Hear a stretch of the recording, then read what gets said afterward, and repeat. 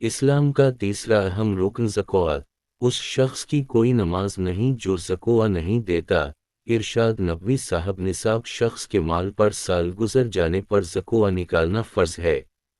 اللہ تبارک و تعالیٰ نے ہر انسان کے ذمے 3 قسم کی عبادت فرض کی ہے: 1 جانی عبادت، 2 بدنی عبادت، 3 مالی عبادت۔ زکوٰۃ مالی عبادت کا نام ہے۔ حدیث شریف میں اسلام کے 5 بنیادی ارکان بتلائے گئے ہیں، جس میں ایک اہم رکن زکوٰۃ ہے۔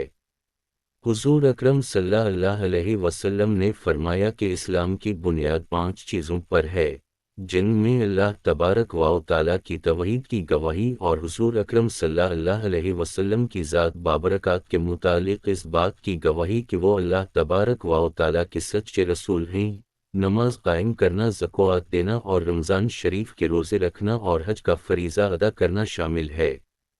زکوٰۃ کی فرضیت نہ صرف کہ امت محمدیہ پر ہوئی ہے بلکہ تمام انبیاء کرام کے ادوار و ازمنہ میں زکوٰۃ ہمیشہ فرض رہی ہے۔ بنی اسرائیل کے تمام انبیاء کرام کی شریعتوں میں نماز اور زکوٰۃ فرض رہی ہے۔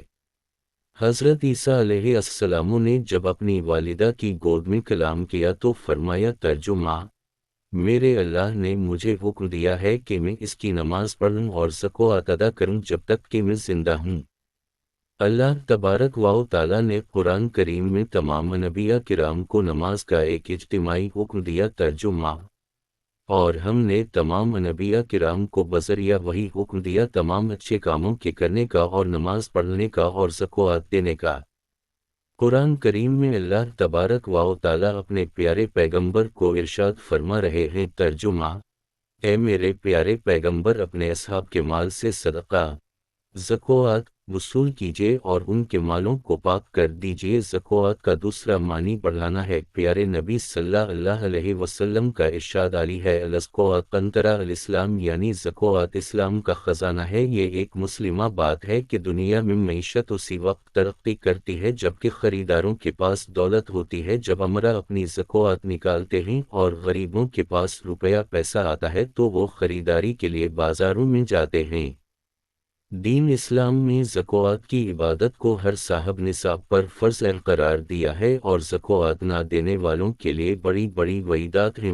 ترجمہ: وہ لوگ جو سونا چاندی جمع کیے رکھتے ہیں اور انہیں اللہ تعالیٰ کی راہ میں خرچ نہیں کرتے یعنی زکوٰۃ نہیں دیتے تو ان کو دردناک عذاب کی وعید سنا دی تھی۔ حضور اکرم صلی اللہ علیہ وسلم نے نماز اور زکوٰۃ کی اہمیت کے پیش نظر ارشاد فرمایا، ترجمہ: اس شخص کا کوئی دین نہیں جو نماز نہیں پڑھتا اور اس شخص کی کوئی نماز نہیں جو زکوٰۃ نہیں دیتا۔ زکوٰۃ کا نصاب یہ ہے، اگر کسی شخص کے پاس 7.5 تولے سونا یا 52.5 تولے چاندی ہو یا اسی مالیت کے کرنسی نوٹ ہوں یا سامان تجارت ہو یا ضرورت سے زائد اتنی مالیت کا سامان موجود ہو تو اسے صاحب نصاب کہتے ہیں۔ اس پر زکوٰۃ فرض ہو جائے گی اور سال گزرنے پر 40واں حصہ اللہ تبارک و تعالیٰ کی راہ میں خرچ کرنا فرض ہو جائے گا۔